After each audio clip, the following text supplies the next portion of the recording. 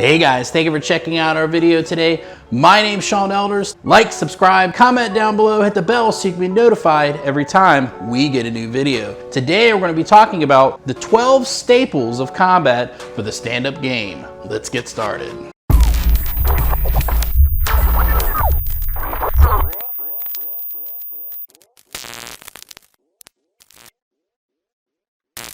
The 12 staples are the 12 areas that you must have in your arsenal, the things that you should be focusing on. There's 12 things that have to make you a complete fighter, complete martial artist. So the first one is stance. The stance is one of the most important, obviously. Your stance is everything when it comes to combat. The stance dictates how well your mobility, how well you're gonna maintain your balance. It is going to be everything when it comes to the stand-up game. The stance, when you're doing your stance, you need to make sure that you maintain your knees bent. When we're just talking about our feet, we need to make sure that we're not in a stance where, for instance, we are standing in a way that we may lose balance from to the right or left or forward and back. We need to be able to move quickly. So a wide stance is not going to be effective, okay? Too much of a narrow stance is not going to be effective either. So both of them, it has to be a nice in-between point. And I've got a couple different videos that share with that in more detail, but the main idea of this is that you must make sure that you have a good stance at all times. I always say if you step and slide forward 6 inches, your front foot steps forward 6 inches, your back foot follows and slides or glides 6 inches. So make sure every time you move from right to left, forward and back, you're always maintaining that stance at all times. When you start to narrow or widen your stance too much, your mobility and balance start to hinder. So that is a very important part of this. Number 2 is structure. So when we talk about our stance, we talk about our guard, for instance, our structure. The way that we hold our hands, when we move, we need to make sure that we maintain our stance at all times. This means that, for instance, if I throw a punch and I miss, and I think I'm gonna make contact and I miss out on making contact, I bring back my hand back into my structure because I know if they've moved out of the way, most likely they're gonna come back, for instance, and fire off with a series of punches. So we wanna make sure that if I throw my punch out, always bring it back in, always bring it back to the same spot. We wanna make sure that at all times we are maintaining that structure. When it comes to our stance, we wanna make sure that stance stays like we talked about in the first one. So structure is everything. For instance, our high guard, if we have a different position, my high guard, if I'm getting close, I wanna make sure that my hand stays. But if I start to drop my hands, you will lose that structure. If somebody hits you and then one after another, it keeps hitting and hitting and hitting. You keep getting hit, you start to lose your structure. So one of the things I would say is by practicing your structure, by practicing moving, and when you move and slip, duck, bob, and weave, those hands go back to position. Every time you throw an attack, you go back to position, maintaining that structure. When you watch a fight, for instance, in boxing or UFC, whatever the case may be, what happens is you'll watch a fighter, either their structure starts to deteriorate because of their conditioning and they're getting tired, or maybe they get hit the first time and it stuns them.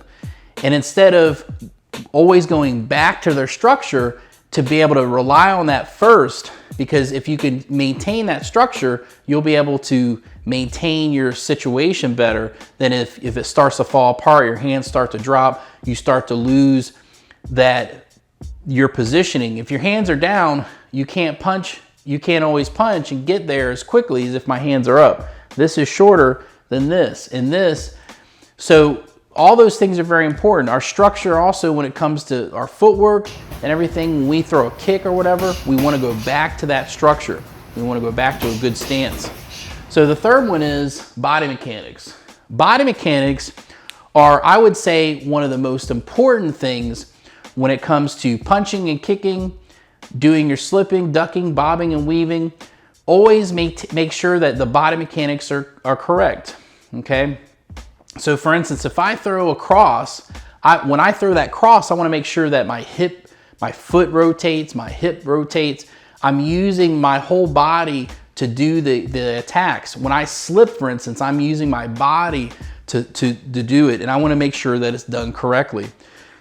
Body mechanics will dictate how well you will be able to do speed, power, you know, your ability to be able to move from one place to another quickly has everything to do with your body mechanics, and how well, when you put combinations together, punching and kicking together, how well that is gonna come out.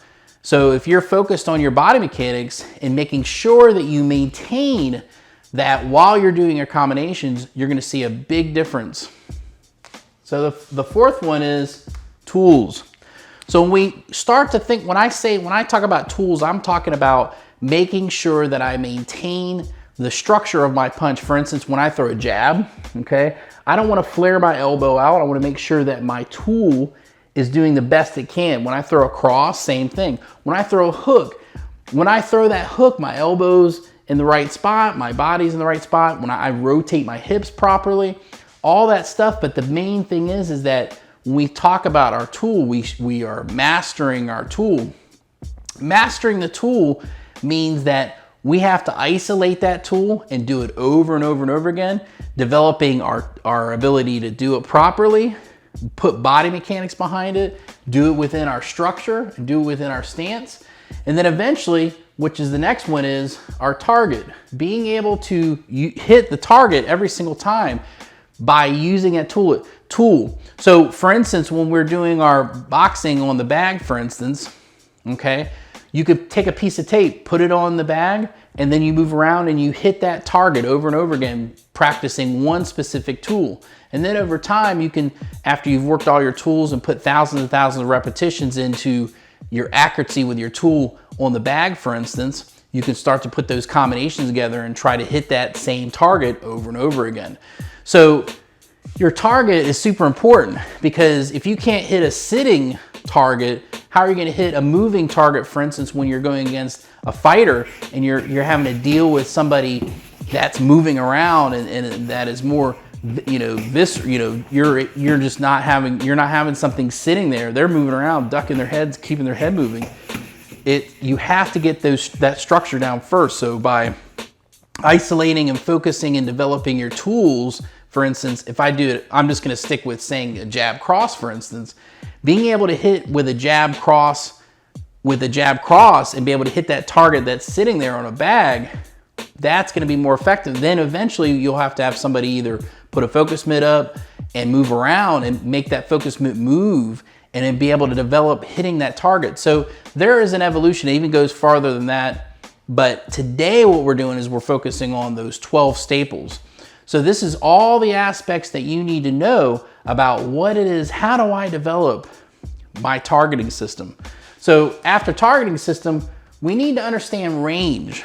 Range is a key element to all of this. Why? Well, a specific tool goes with a specific range. So if I do my jab is one of my longest range punches when it comes to punches.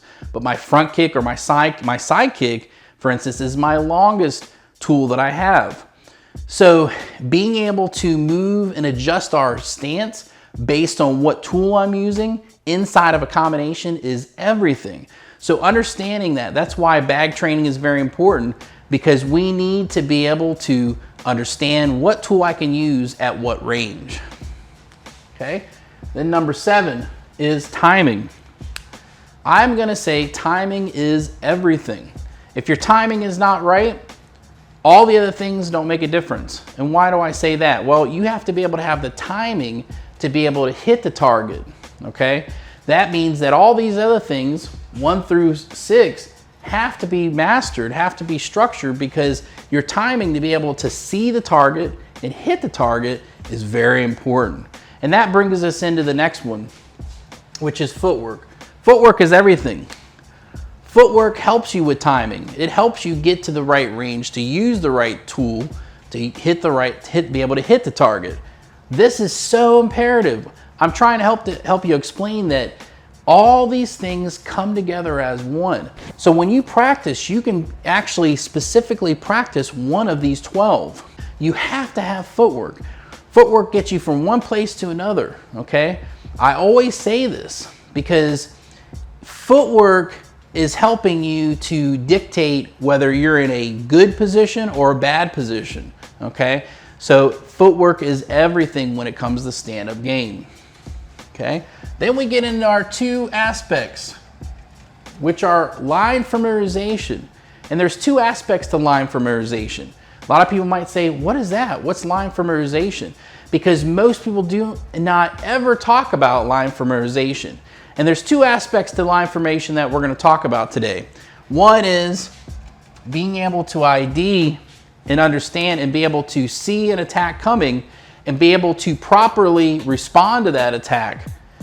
That to me is so important because when I'm able to identify an attack, I'm able to first defend myself, but number 2, I'm able to defend myself and then be able to come back with a counterattack. Or if I see it early enough, I'm able to intercept that attack and be able to stun them so that I can then follow up till they're no longer a threat. Stun them to make them kind of stagger about and give them forward pressure of attacks until they're on the ground or until they're knocked out. So being able to identify attacks is another one that we have to focus on. We have to focus on it. You start off in my boxing program, for instance, you start off using body evasion, head movements, body movements, footwork, okay, bobbing and weaving, slip, duck, all those things. Then eventually you'll also do hand movements. You'll be able to parry and catch, you know, and all that stuff and cover. All right. So to me, there's two main aspects, and then be able to put those things together with either follow-ups behind it or be able to do a combination. If inside that combination they throw an attack, you're able to automatically be defensive and go right back to being offensive. So being able to identify attacks is very important. And how do we learn how to identify attacks? When you're training with your partner, you're paying attention to how their body mechanics move. So here we go. We're going back to that point I'm trying to make. Body mechanics. Body mechanics are key. So learning how to do body mechanics are important, and then learning how to look at body mechanics and be able to read body mechanics. I always say it's like driving down the road. When you're 15, 16 years old and you're just starting to learn how to drive, you're not so good at seeing in front of you the traffic that's coming and being able to ID something coming before it's right in front of you, so you're able to move out of the way or do whatever it is that you need to do. But an advanced driver, a person that's been driving for 30 years, they're going to be able to drive down the street and automatically see it, not even consciously have to think about it, but subconsciously they can drive down the road and they automatically know they still could be listening to the radio and maybe having a conversation at the same time and be able to do all those things naturally because they're able to identify the situation. And that's what this is. ID the attack. So the next one's going to be identification of openings, okay? Line familiarization is made up of in 2 parts: learning how to ID attacks and then learning how to identify openings. This is super important. Learning how to ID openings is where you're moving around, somebody throws an attack or somebody does something and they drop their hand or they put their hand in a certain spot where they're not defending, for instance, or they're doing a movement and you see an opening and you're able to identify that attack soon enough, which goes into timing, footwork, and range to be able to use that tool to be able to hit that target in that opening. So that's what identifying openings is. So we have all sorts of exercises and drills that we do to develop the ability to be able to have the timing, the fast twitch muscles to be able to get to that opening fast enough before it closes up. And so this is a thing that I think a lot of people, there's another thing that's just totally lost. and I feel like isn't talked about enough. And so we're talking about it, okay? You know, this is super important. So then the last two, speed is the velocity to get to a certain spot. A to B, how fast it gets there. And then power, your power is going to be able to have a certain amount of oomph behind it, power behind it. The power and speed will come as you train, as you develop those tools. But it's not should not be your main focus at the beginning. Most people it is, okay? They want to punch and kick, they want to punch this bag so far, but or be able to be so fast and be able to hit the bag so fast. But the problem is if you're not able to recognize the openings, you're not able to recognize an attack coming at you to be able to evade it, okay? Then how are you going to be able to use speed and power? So speed and power is the last on my list of things that I want you to focus on, because all these other things back here are more important. Like I said, over time, you will develop your speed and power, okay? You have to develop, to be able to get the speed and power to work for you, you have to develop fast twitch muscles to be able to bring that punch out, to make that punch come out and make it work for you, okay? So going back, we have stance. Having our stance is key to this. Our structure. Structure is important. We have to maintain our structure at all times or everything else will fall apart. Body mechanics, being able to move and perform the different movements and tasks at hand anytime you need to is super important. Tools, being able to use each tool and consistently be able to use it is super important. Being able to do your target, hit that target, that tool's able to hit that target every single time, okay? That's important. Range, understanding range with your tool and your target are very important. Then we have our timing. Our timing is everything.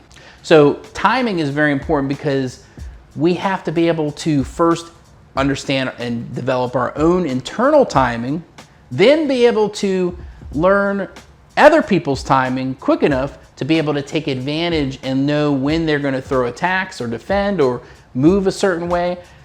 They're learning your internal clock and then learning other people's internal clock to take advantage and to exploit your opponent is very important.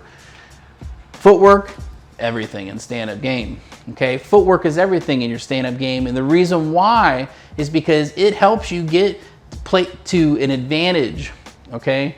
And if you're in a disadvantaged position, to help you get out of that disadvantaged position to be able to attack your opponent. Line familiarization, okay, is everything, okay? It is everything. You could be like some and just hope for the best. Start swinging and maybe one will connect. That is one idea that a lot of people go for. But is it the best? No. You need to learn body mechanics so you're able to identify attacks and be able to identify openings. And so line familiarization, body mechanics are everything. Okay? And then finally the last two are speed and power, which like I said before, those two things will come as you start to train. You will be able to develop your speed and power.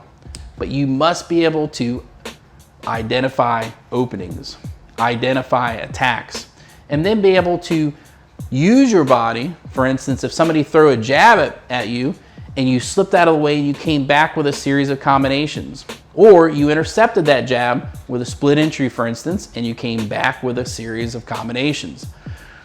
That's the idea. Or you're in the series and you're already throwing attacks at somebody and then they throw an attack at you and you're able to see the attack, be able to deal with that attack and still continue to be able to counterattack them. And this is very important, okay? So this is the 12 staples of combat for the stand-up game. I hope you guys picked up and I hope you guys learned something from this video. Hey guys, thank you for checking out our video today. Comment down below if you have any questions about what we covered today. Go to our website, pinnaclecombatarts.com. There you can find out more about what I do and the classes that I provide. Thank you guys so much for your support, and have a great day.